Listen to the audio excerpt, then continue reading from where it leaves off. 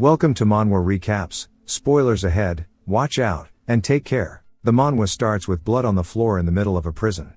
We see a woman asking a man where something is. The man is clearly heavily injured, and she points her blade at him, asking him again where it is. He then lets out a sigh and says who would have guessed that this woman, the direct bloodline disciple of the Sword Supreme, was someone so powerful that she could slay hundreds of demonic humans. As we see her doing just that, he says that it took her just one attack. Her name is Divine Blade. Why Sola, and she is the one who ended up killing the heavenly demon as we see her piercing their chest with her blade, and then cutting them in half. We learn that the heavenly demon caused the Great Orthodox Demon War. She grabs the man by his shirt, saying that she's sure he knows where the remaining demonic humans went, and if he has even an inkling of guilt, he should tell her. Obviously, the man does know, but he can't speak due to his vocal cords being destroyed. We see a seal on his heart, and he says that this bind stops him from speaking anyway. Sol-Ah begins to cry, saying it's his last chance and that everybody wants him dead, but if he helps, she'll do everything she can to save him. We see her shaking while crying more as she pleads for him to please help. He wonders if it's due to the hatred she has for demonic humans, but says that it's most likely due to the meteor blade Jang Shonian, her fiancé who was kidnapped by the demonic humans. He starts to laugh, saying that's ridiculous, and this woman is stronger than anybody in the world, yet is this anxious because of one man? We see her sadness turn to that of anger instead, as she lifts the man up by his shirt, and throws him onto the floor, saying that if she had known he was this vile, she would have killed him when they first met, and she regrets not having done that so much.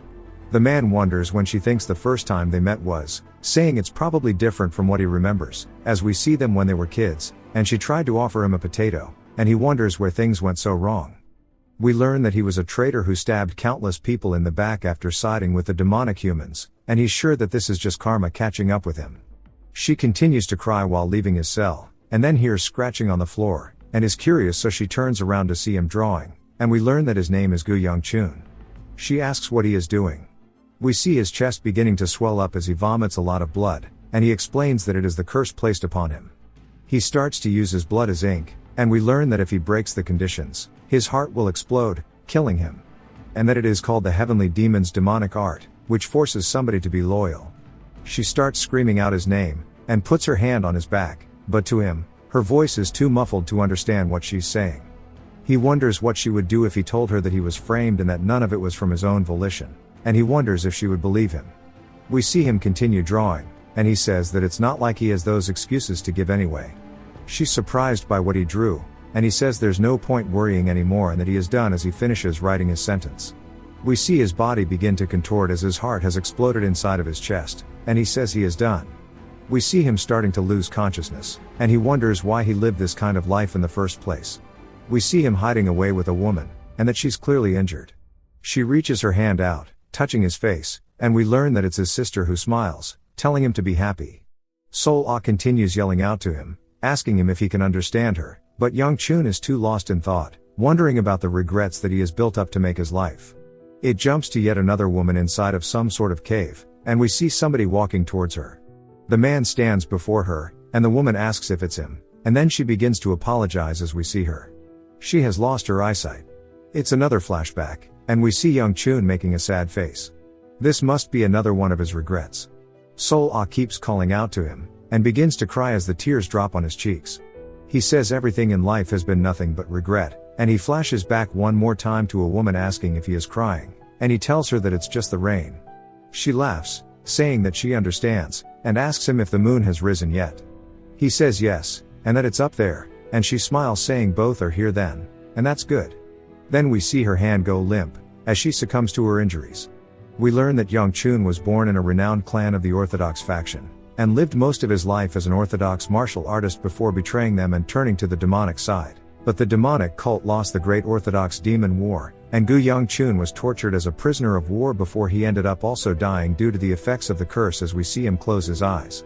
He then starts to hear a little girl asking him if he wants a potato, multiple times, and that it's a little girl trying to give him a steamed potato. Young-chun is completely taken aback. Young-chun says that he's sure he violated the curse, and that his heart had exploded, which caused him to die inside of Sol-Ah's arms.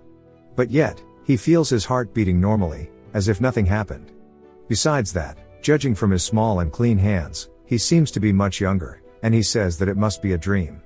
And he looks over, wondering why it's the first time that he met Sol Ah. He looks at her potato and wonders what he said the last time. We see that he knocked the potato out of her hands, causing it to get all dirty, and then stomped on it in front of her, asking how dare she get near him, and that she needs to know her place. He sighs, asking why he said that, and smiles, saying that if he's dreaming about this, then he must regret it quite a bit. Sol Ah looks a bit scared, asking if he doesn't like potatoes, but he takes it, smiling, telling her that he'll enjoy it, and then takes a bite out of it, only to burn his tongue, asking why it feels so hot even though it's a dream. Sol Ah laughs and tells him that his face has turned red. We then hear a man calling out to him while running over. He says that he suddenly disappeared, and that he looked all over for him. Young Chun says that it's his bodyguard. He recalls his name being Muyin. Muyin says that he was worried, he thought something had happened, and then sees his tongue all burnt, as well as the steaming potato. He goes to draw his blade, but Young Chun tells him that it's fine, and to give it. Muyin is confused, asking what he's talking about, and Young Chun says to give the honey cookie that he knows he has. Muyin takes it out and gives it to him, saying that it's the last one, and Young Chun asks Sol Ah if she wants it. She's surprised, asking if it's really for her, and he says yes, and he smiles, telling her that he received a delicious potato, yet this is the only thing he can give her, and laughs. She looks at it, saying it's her first time seeing anything like it, and that it looks really sweet. Then we hear someone calling out to her, and everybody looks over to see who it is, and we see that it is her grandfather, who looks worried. He hugs her, glad that she is safe, and he says that he told her not to let go of his hand, and she says it's okay, and she even got potatoes. He tells her that the potatoes aren't the problem, asking if she's hurt anywhere. Young Chun is surprised, and recognizes the old man, and Sol Ah says that she gave a potato to him. Gramps feels something, and grabs her hand, dragging her over in front of Young Chun, and bows, saying that his granddaughter doesn't know the ways of the world, and committed a serious offense against the young master, and that he's sorry if she offended him. Young Chun says it's fine, and if anything, he is the one expressing his thanks. He puts his hands together in a respectful gesture, and also bows his head, saying that he just happened to get hungry, and thankfully she gave him a potato. The only thing he can repay her with is a honey cookie, asking if it's okay for her to take it. Gramps looks down at it, and goes to ask him if he's sure, but Sol Ah cuts him off, saying that she is, and starts to grab it, saying that it's so shiny. But her grandpa says absolutely not, and that they can't accept something so precious, and runs away, saying that they won't bother Young Chun anymore. Young Chun pleads, telling him to wait, and Gramps asks if he's still angry, saying he can take it out on him, but Young Chun gives her the cookie, saying that this is his answer, and he'll see her later. We see her drooling out the mouth, while Gramps seems suspicious. We see Sol Ah trying to give him more potatoes, and Gramps smiles, saying that she's finally found him. Not sure what this means. We see Sol Ah waving bye to him, and Young Chun seems happy, and then lets out a sigh, and looks very tired instantly. Muyin asks if he's feeling uncomfortable somewhere, and Young Chun explains that her grandpa is the person who held the position of the Murim Alliance leader until just a while ago, and was hailed as one of the strongest in Murim. Spreading fear and terror amongst the unorthodox members, he is the Sword Supreme, Hyogun, and he wonders what he is doing in such a place, saying that even if it's a dream, he was almost killed, and he sees Sol Ah waving bye, while she has potato crumbs on her face. He sighs, as he is pleased with how the dream turned out. Muyin then tells him that they need to head back now, and Young Chun says that he's ready to go, and he no longer regrets how he treated her, and it's time to wake up now. Then we see them arriving at his house, and Muyin tells him they're here. Young Chun looks confused, wondering why the dream isn't over, saying that if it's a dream, he should definitely wake up, and if it's not a dream, he wonders if it's related to the curse that was placed upon him by the heavenly demon. We hear a girl saying fascinating, and Young Chun turns, as we see her saying that she didn't think he'd come back home instead of running away, even though their father is coming home. Young Chun says that this is the flame sword, Guyonseo, his second older sister, and more than anyone she despised him the most. He realizes that since everybody is here, they are gathered because his father is coming home, and Yonseo asks him what he's doing this time, saying that if he's planning something, that he needs to end it here and screw off. He tells her that he's only here because he has to be. She gets annoyed by his response, saying that he's never shown his face until now. He says that that is indeed his fault, and he'll apologize to the clan head later. Muyin is surprised, but we see Yonseo is still angry, and she yells out his name, while releasing her aura, shattering the ground below her, as she walks towards him. She says that she doesn't know what trick he is planning on pulling this time, and it would be good to stop now, as she is starting to get really angry. She keeps chewing him out, and he tells her to wait, saying that their father is coming, as we see a horse arrive, and a man sitting atop it, who asks them what is going on. We see everybody respectfully bowing to the clan head, and he looks down at Young Chun, who glances back up at him nervously. We see his father making a curious expression, and he calls out to the minister, asking him if he has a sword unit that's prepared. The minister says that the first sword unit has been resting after coming back, and the fourth sword unit is currently preparing. The clan head tells him to rush the fourth sword unit and come find him. Young Chun says he doesn't know if this is a dream or reality anymore, but that gaze is as burdensome as ever. As his father continues to walk away, he says as for the third child, once the meal is over he needs to come to his room. Young Chun looks worried and asks Muyin if he has any digestive pills. Later that night, we see them inside the banquet hall as they have been given food. Young Chun says the atmosphere here is the same as ever, and he can't tell whether he's eating through his lips or nose, whatever the hell that means. He says it's uncomfortable enough that he called him separately, so it would be great if somebody could do something about the atmosphere here. His father then calls out to Yonseo, saying that he heard she had an achievement in martial arts, and she smiles, saying yes. She became a 3-star a few days ago. He calls her advanced for her age, saying it's good to see that, and she needs to continue devoting herself. She bows and thanks him, and Young Chun says that it is actually quite impressive. But it makes sense as she is very talented and hardworking and didn't realize that she knew how to smile, saying that she looks better when she is smiling. But he instantly takes it back as she starts mugging him. His father then calls out to him, which surprises him, and says that he heard he went out on the streets. Young Chun says yes. He had something to do, so he briefly went out. His father thinks about something, and then sits up, saying that he will go first and they can finish eating. He says that his father looked like he wanted to say something, and he's sure he will mention it after the meal. A girl then tells Young Chun that the clan head says to rest well today and to come to his room tomorrow instead. Young Chun wonders what's with the change. We see Young Chun glaring out his window, saying that seeing as he still hasn't woken up, it's not a dream, and that this is regression, which he has heard about before. He takes his hand off his face and starts to clench his fist, saying that maybe this means he will be able to kill the heavenly demon first, but realizes that's absurd. Asking how he could kill the heavenly demon when they killed all 3 supremes who were said to be above the heavens. When he thinks about his past life living as a demonic human and all of the bad things he did. Living like a dog. It's no wonder why he has nothing but regrets left inside. But it's not like it was worthless, as he realized so many things from it. If he has been truly reborn, he wants to choose a different life. The heavenly demon will be killed by Sola anyways, and the demonic cult will disappear as well. Until everything is resolved, he just wants to live a quiet life doing what he can, and that he can't miss this opportunity, so he can stop himself from making the same regrets. He sighs, saying the first thing he needs to do is start improving. He takes a deep breath, channeling the energy into his core as we see it blaze up. He laughs, saying that he searched his entire body, yet this is all of the internal energy he managed to find. And seeing how pathetic it is, it makes him realize how much more incredible his sister is, as she's already a 3-star. He says it's not like he doesn't have options. He can train with the cultivation technique only passed down to the blood relatives of the Gu clan called the Gu Flame Will Arts. By cultivating slowly, as if he's blooming a flower. Once he becomes a 4-star, he'll be able to emit flaming internal energy. And when he becomes a 7-star, he'll be able to wrap it around his body, as we see him using his father as an example. And he says right now he is just a mere 1-star, and he needs to gather as much energy as quickly as he can and polish it to raise his level.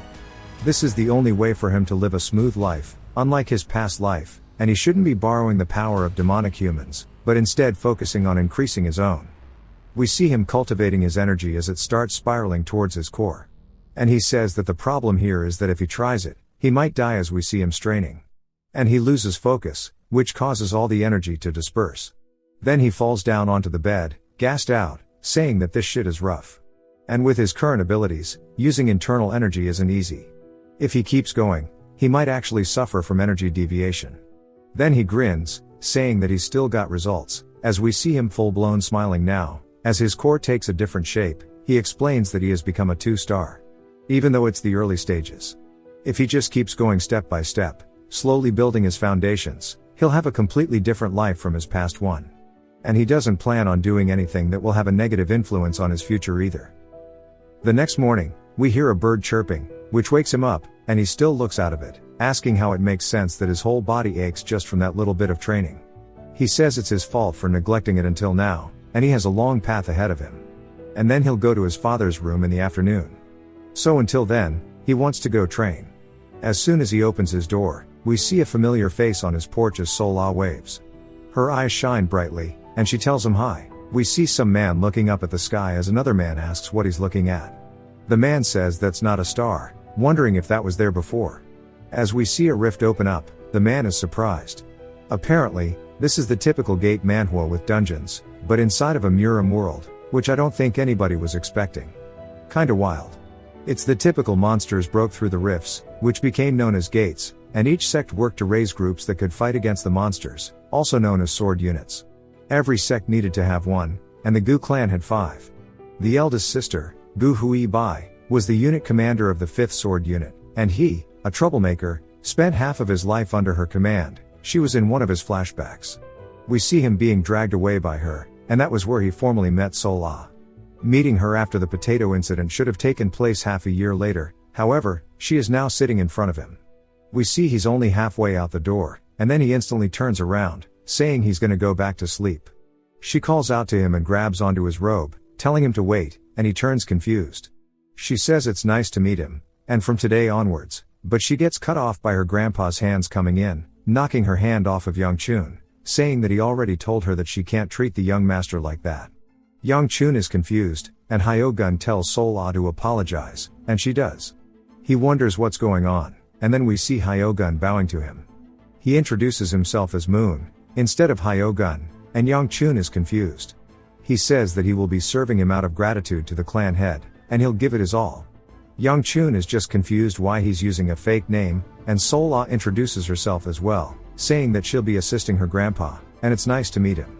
Young Chun is confused about who they'll be serving, and sighs, saying that it must have been orders from his father himself. He tells them it's nice to meet them. He says he already feels like he's screwed from the start, and he asks them if they can call him by his name instead of calling him Young Master, and Hyogun says he understands, but calls him Young Master again. We see Gramps sweeping away, and Young Chun is surprised that he's actually using a broom. Gramps turns around, glancing at him, and gives him a smile. Young Chun wonders if this is really okay, and then turns over, saying that he's more worried about this. We see a tower of clothes, and some girls are trying to tell Sol-Ah that it's too dangerous to carry this many by herself, but she says she's okay. They tell her not to be like this and to let them help, but we see her clearly shaking. She tells them that it really is fine. Then somebody spawns in a rock, causing her to trip, and she screams, headbutting the floor, dropping all the clothes. The other girls look like they knew this was going to happen, and then they see her starting to cry. Young Chun wonders how she could be so bad at chores, as we see them comforting her. He says that she has a lot of talent in martial arts, wondering how it's possible that she's so clumsy. He sits up, saying that he has a headache, and we see Sol-Ah running over to him. He looks down to see her teary-eyed, and he tells her that she needs to finish whatever she's working on. She says that she was told to follow him wherever he goes. He asks who said that, and she says her grandpa did. He wonders if this means she is his direct servant, saying that they must have just dumped this role onto her because they didn't want to deal with him. He says that he's still the son of the Gu clan, wondering if it's okay for a personal servant to be decided so randomly. He says that he's okay with Sol-Ah, but her grandpa's pressure is too much. We see his clothes are all messed up, and Young Chun wonders if his father knows about Hyogun's identity, or wonders if he just maybe didn't care because too many servants quit. He says that he'll figure out today when he gets to his dad's room, so he can get to the bottom of what's going on. As he walks away, Sol-Ah tells him to wait. He asks where she thinks she's going, telling her to stay here and finish her other things first. She makes an expression as if she did something wrong, and says okay in a sad tone. We see her grandpa staring at her. Young Chun wonders what to say, but decides to just go, telling her that she needs to finish learning how to do her job. As he leaves, we see her still sad. He calls out to her, telling her that he'll bring her a treat, so she should do her best, and then closes the door. She instantly seems happy since he told her he would give her a treat. We see Gramps sighing, and Young Chun says that was too scary. And that he wasn't close to his dad in his previous life. He wonders what he should say to his father, and he's sure he'll say something first since he was the one who called to him. After he hears what his father has to say, he'll ask him about his servants. We see his father appear behind him, asking what he's waiting for. He screams, saying that scared the shit out of him, and his father tells him to just get inside. Young Chun's soul leaves his body after he realizes he said shit in front of his dad, and that he should have just died back there instead. His father asks if he saw the new servants, and Young Chun says yes, he greeted them this morning. His dad asks what he thinks of them.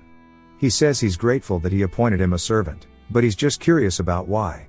His father takes a sip of his tea, and tells him not to ask yet, and he'll let him know in the future. Young Chun says he understands, and then looks at him nervously, saying that his father must have sent them a servant despite knowing everything, wondering if he agreed to something with Hyogun.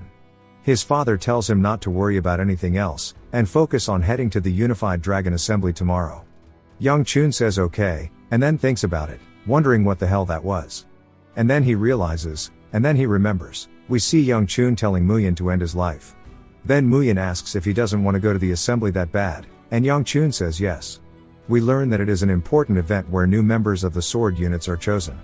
It is held biannually for the sake of the sword units who work in closing the gates of the demon realm, risking their own lives for the sake of the clan and the residents of Shanxi. It was a given that those of the Gu clan would be required to attend such an event. Young Chun says that he told him to end his life, and he's sure that if he died he'd be able to get out of it. Muyin shows him a scroll, saying that the clan head himself might end him. Young Chun clicks his tongue. Muyin reminds him that even Elder Li will be there, which surprises Young Chun. Muyin reminds him that Li said he would give him a beating if he ran away again. Young Chun starts to look worried, saying that he was wondering who it was, and among the elders, Elder Li was especially nasty. He always believed that he had to act with decorum as he was the only son of the family, which in turn made him responsible for the clan's honor and prestige. And he's someone he should be grateful to, but he's quite a brutal man. Young Chun says despite that he would come find and teach him whenever he had time, but all of the scolding and punishment made him want to avoid him. Even his father was never attentive to him. Young Chun says it's amazing how he managed to turn out to be such a loser despite his lessons.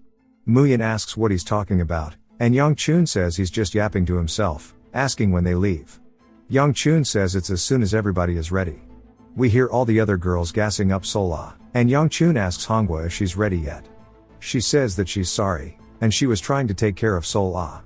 Young Chun asks if she's caused trouble again.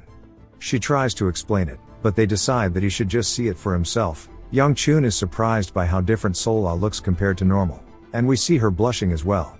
She runs up to him and says that everybody told her that she was really pretty, and he turns away, asking so what, but admits that she is. She then tucks her hair behind her ear, asking if he agrees with him. Bro starts to steam out of his ears and asks everybody what they're waiting for, saying that it's time to go. She repeats it, and he ignores her, saying it's time to go. It jumps to them on a carriage, and she's sticking her head out like a dog, saying that it's cool, and that it's moving really quickly. Hui Bai asks if this is her first time riding one. Sola says yes, and she thought horses were just for eating. She didn't think they could run this fast. Hui Bai asks what she means by the eating part. But the conversation shifts to Young Chun asking where the assembly is going to be held. Muyin says it's going to be held at the Heavenly Exchange. Young Chun says it's the most famous shopping district in Shanxi, and it seems like Elder Li put a lot of effort into this one. Muyin tells him it'll take about 4 hours, saying he should sleep.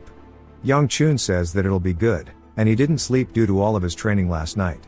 Then he hears Sol Ah yelling about how horse meat smells funny, but it tastes great. He then shoves something into her mouth, telling her to shut up, and we see her eating it. She turns into a little piggy, and Young Chun sighs, saying it's finally quiet, and he'll get some sleep. He closes his eyes, but wakes up to her calling out to him, and he says there's no more cookies. She says she sees. Muyin asks Sol Ah if she told Young Chun they've arrived. Young Chun then raises up and looks out the carriage window to see them. In the middle of the street, he says that he guesses because it's a big festival, and there's a lot of people here. We hear a man saying that he must be tired from his long journey, and he introduces himself as Chun Ischil, the vice merchant head of the Heavenly Exchange, saying it's an honor to meet him. Young Chun also introduces himself, saying likewise. Ischil says that the first day here went by smoothly thanks to Elder Li and Miss Gu's efforts, and he's sure that Young Chun's tired, so he'll guide him to his room. Young Chun wonders if he's talking about Yonseo, saying that hopefully he doesn't come across her. He takes him to his room. Young Chun says that would be a big worry. And then we see right in front of him in the hallway is none other than Yonseo, and she clicks her tongue while making an angry face at him. He greets her. She tells him not to be so casual, and he'll piss her off. She says that she doesn't think he'll cause trouble here at the assembly, and that he needs to get rid of any funny ideas he has. There's nothing more dangerous than shaming the family name. Young Chun tells her he wants to be as quiet as a mouse, and she doesn't need to worry about him.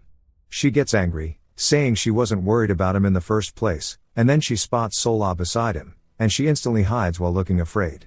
She sighs, saying that she guesses old habits never die, asking if he's going to act like he usually does here too. And he asks what she's talking about. She says that she thought he had changed, but she guesses that's not the case, and she slams her door. Young Chun wonders what's wrong with her, and Ischil says they can keep going. Young Chun apologizes for what happened. Ischil laughs, saying not to be, and he knows brothers and sisters fight all the time, and that he'll take him to his room. Young Chun asks if they can go somewhere else first. We see them at the stadium where the assembly is going to be held, and it is quite large.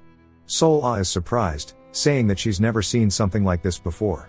Young Chun laughs, saying that while he did hear that the merchants value each other's financial power through how much money they dump in festivals, this is way too much. Today is celebrating the sword units and their incredible efforts, and duels will be held to pick new members tomorrow. And it's nice that those of the bloodline don't have to participate, and that he only has to come here to watch. As we see someone appear behind him, Young Chun says that surely nothing would happen if he just wants to lay low, but plot convenience won't allow that. We hear Elder Lee saying that he's surprised Young Chun didn't run this time. Then he turns to see him reaching towards his face. Young Chun realizes that he needs to block, so he puts his guard up, but instead, Lee gently taps his head and laughs, asking him what's wrong, saying that he always used to run whenever he saw him. Young Chun says that someone said they would fold his ass like a lawn chair if he didn't show up, and Lee asks who would say something so cruel. Young Chun says he would. Lee pats his head, asking if he's talking back now. Young Chun says that Lee has always had a strange fixation on him, probably due to the fact he's the only son in the Gu family. We see Sol-Ah amazed, and she calls him a bear, saying that bears are delicious and so are horses. She goes to say bears are so tender, and she gets cut off as she sees Lee glaring at her. She starts to stutter, saying tender and tendies. His glare gets worse, and she starts to mumble rap, saying tendies. Young Chun says that shit was fire and warns Lee that he's scaring her. Then Lee asks if she is his concubine. He asks why he would ask that, saying she's clearly a servant. Lee clicks his tongue, saying that he doesn't need to be embarrassed, and that since tomorrow is the assembly, even though he's a spectator, he should go to bed now because he still needs to take part. We see Sol-Ah has run far away, saying they need to get out of here before he eats them.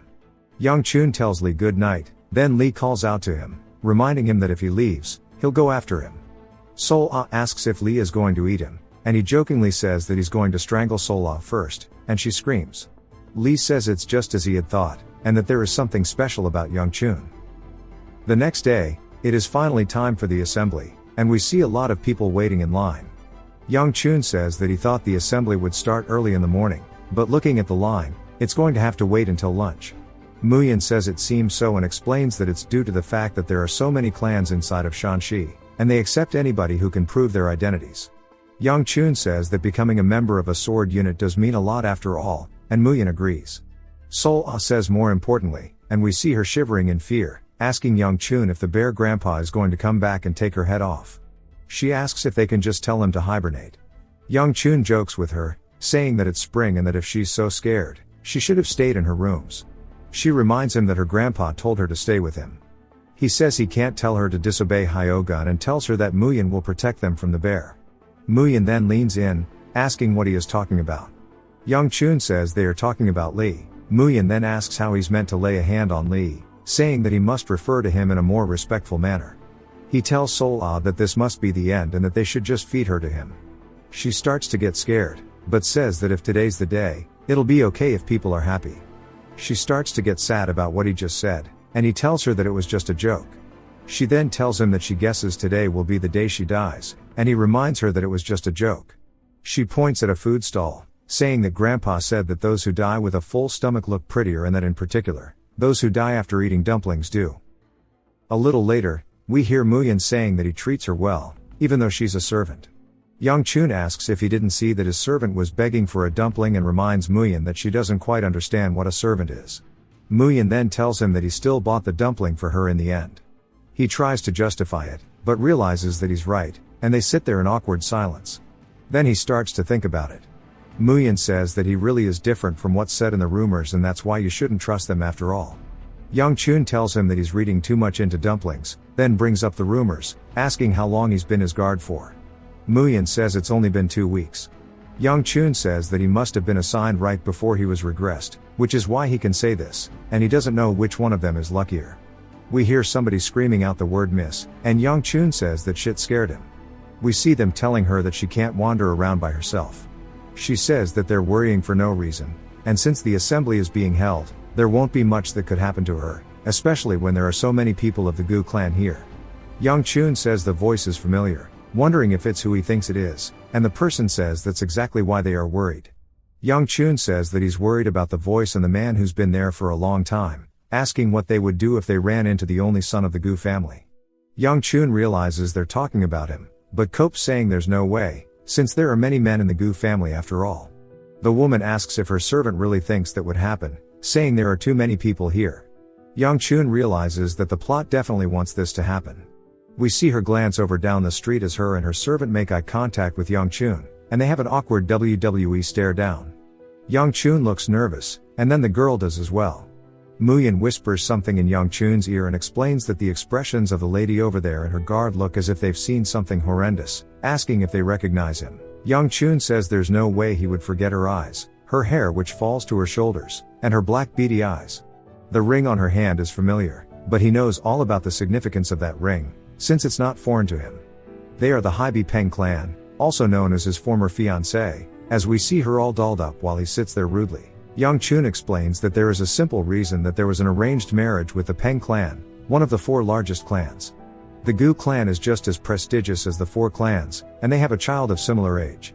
He was bound to be the heir if nothing happened, and the Peng clan probably thought an arranged marriage with the Gu clan was also fine. The issue lies in the trouble he caused. All the bad rumors about him, who ditches training to cause more trouble, did not sound so favorable to the Peng clan, and what really shattered the relationship were the things he said to that girl. We see her asking him why he is here, and he says that's his line, asking her what she is doing. She says she happened to have some business here, and that he doesn't own the entirety of Shanxi. He bluntly says if she says so, and she gets angry, asking why he is being so rude, asking if he's forgotten that she's still a year older than him. He says yes, and that he's sorry he forgot, asking if they're good now. He tells Sol-Ah to come back if she bought the dumplings, and we see her carrying a lot of them. He tells the girl whatever she's here for, he hopes she has a good stay, and that he's busy, so he'll see her later. We see her making a confused face. We hear the woman's thoughts as she says of course, it had to be right when she's busy enough dealing with her brother. She sees Sol-Ah beside him and wonders if she is a servant since she never met her. She wonders if he could have changed since he is such a cute servant around him. We see when they first met, he was very rude to her, saying that she was nothing but the daughter of a concubine. We see her pissed off, grabbing onto his collar, asking him to repeat what he just said. He says it's not like he is wrong, and she hits him across the face.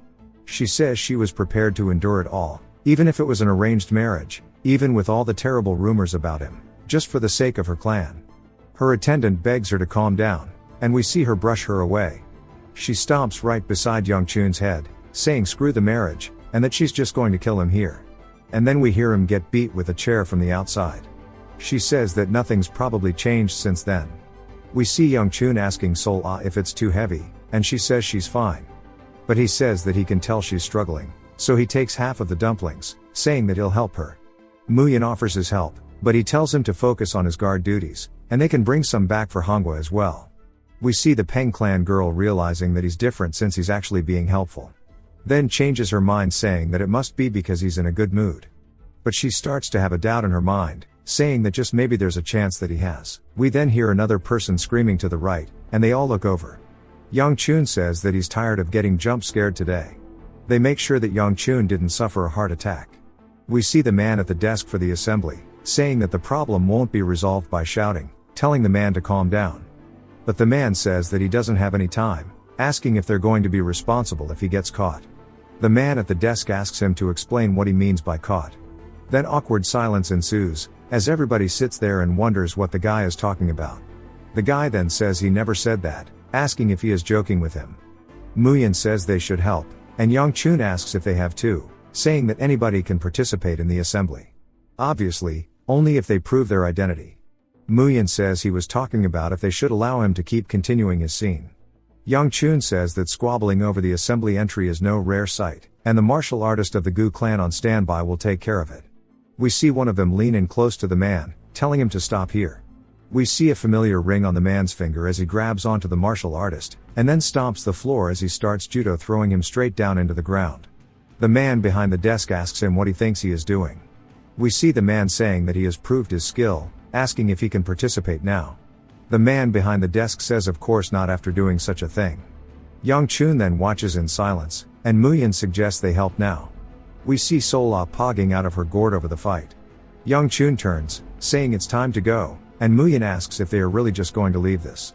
Young Chun says he doesn't want to get caught up in this, and it would be better to leave, as they will take care of it on their own. We see the man behind the desk yelling, saying that the man can't have everything that he wants, and that they have their own regulations. He cannot enter if he can't be identified. The man continues saying that his skill is evidence. Then Desk Bro says that is an even bigger problem. The man starts to get angry, raising his voice extremely loud, asking if they are disrespecting the young clan head of the Peng family right now. Young Chun turns his head, and so does the girl from earlier. Young Chun wonders why he is causing such a scene. Sol Ah is paying no attention to it. It flashbacks us to the Peng clan estate in winter. We see the sister asking her brother what he's doing here, and he says that he's been warming himself up by the fire because it's cold, and since he was sitting here, he decided to roast some sweet potatoes.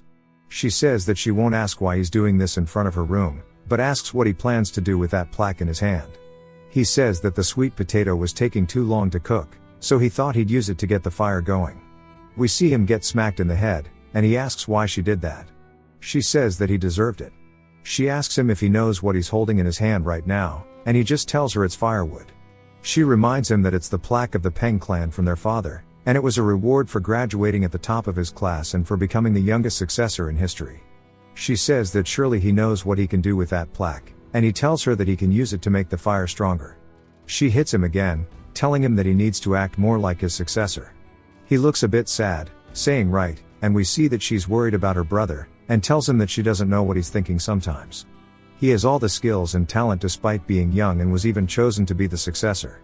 He looks so dissatisfied. He laughs, saying not even close, and it's just that he wants to see more of the world, and she asks him why he doesn't just do that. We see her eating this sweet potato. He's surprised as he never thought about this, and then we see a note as he says that he's going to go out for a bit. We see her crush the paper out of anger, saying it seems like her brother thinks a bit means 4 months. Her servant says that the beggar sect has news for her, and she asks where it is. The servant tells her Shanxi, and she wonders why her brother would go so far. Back to the present. We see her brother asking them why he can't, saying that he showed them everything that he can, and that he really wants to attend the assembly. Deskman tells him that they're not in a position to let him in, and the brother continues, saying he doesn't have the time, asking if he has to show him the Dark Knight blade for him to believe him. Muyin asks if he heard that. Young Chun says that's the exclusive technique of the direct bloodline of the Peng clan. Young Chun decides that it's best for him to get out of here, and he goes to turn. But we see Lee walking in, putting his hand on his face, calling out to the brother, saying that since he brought up the dark blade, it means that he's not a fraud, and tells them that he definitely seems skilled enough, so to let him participate. They are all surprised. The brother introduces himself as Peng Wujin, the successor of the Peng clan, and says it's an honor to meet the pure flame fist of the Gu clan. Lee laughs, saying he hasn't heard that name in quite a while, and that he can participate, not to worry. The deskman tries to tell Lee that they can't confirm whether he's the successor or not. Lee says he's pretty sure he is. The man asks how, and Lee says he looks exactly like his father does, and look at how built he is, as that is the physique of the Peng clan. He says that the ring on his finger is also enough to prove his identity. We learn that the little sister's name is Ahui, and Young Chun recognizes the ring, saying she has the exact same one. Lee asks Wujin to tell them the real reason that he wants to participate in the competition when its purpose is to choose new members for their sword units. Wujin says that it's no fun in the Peng clan. Lee begins to laugh, saying that's not a bad reason at all, asking if he got permission from his family. Wujin laughs, saying that he didn't think they would allow it, so he just ran away from home. Lee starts to cry while laughing and speaks enchantment table, asking Young Chun if he heard that. He asks him how old he is, and we learn that Wujin is 23 this year. Lee says that the clan has raised quite a monster, and he glances over at Young Chun, saying he wishes their little idiot would learn from him. Muyin and Sola both start telling him that he caught a stray, and he tells them to shut up as he can hear. Yang Chun says if he really is Woojin, then it's true that he's a monster. Not far from now he will receive the title Blade Emperor. Yang Chun then says that the sister was here too and wonders why. Then we see Hui running in, calling out to her brother. He smiles, saying look at who it is, only to be greeted by a lethal kick to the face as we see him bounce along the entrance to the assembly hall. Pretty sure bro is dead. We see her getting really angry, saying that he claims the title of successor, yet runs away from home with just a note. He tries to plead with her to listen, and she asks him what he has to say. He sits there for a second because he didn't think he'd get this far, and he begs her to spare him. She starts committing a straight war crime in front of Yang Chun and Lee.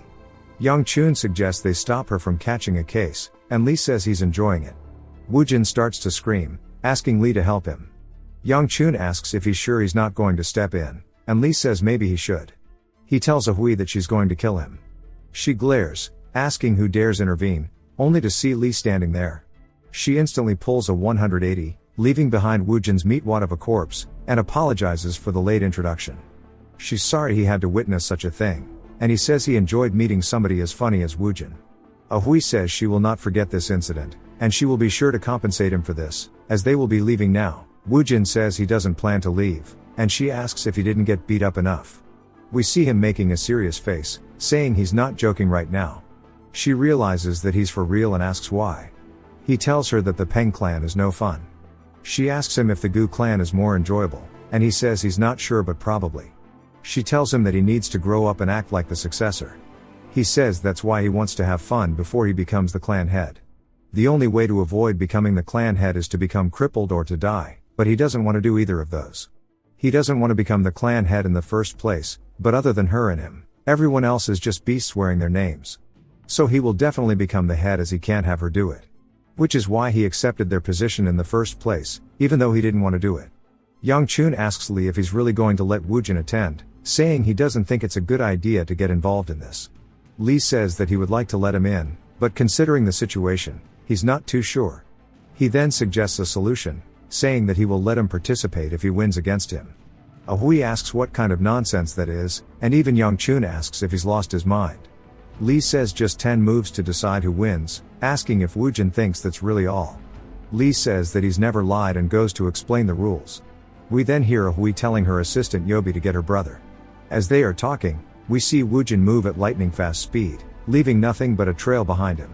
As we see him take Yobi's sword out from the sheath and start to get closer behind Lee, we see him coming in from the top rope with a sneak attack. Lee laughs, which catches Woojin off guard, and then tells him that he's impatient, as we see him about to get greeted with absolute death. If you've watched till the end, comment, scientist, to let me know. Subscribe for more videos like this, leave a like or a comment to help the channel out. Thanks for watching.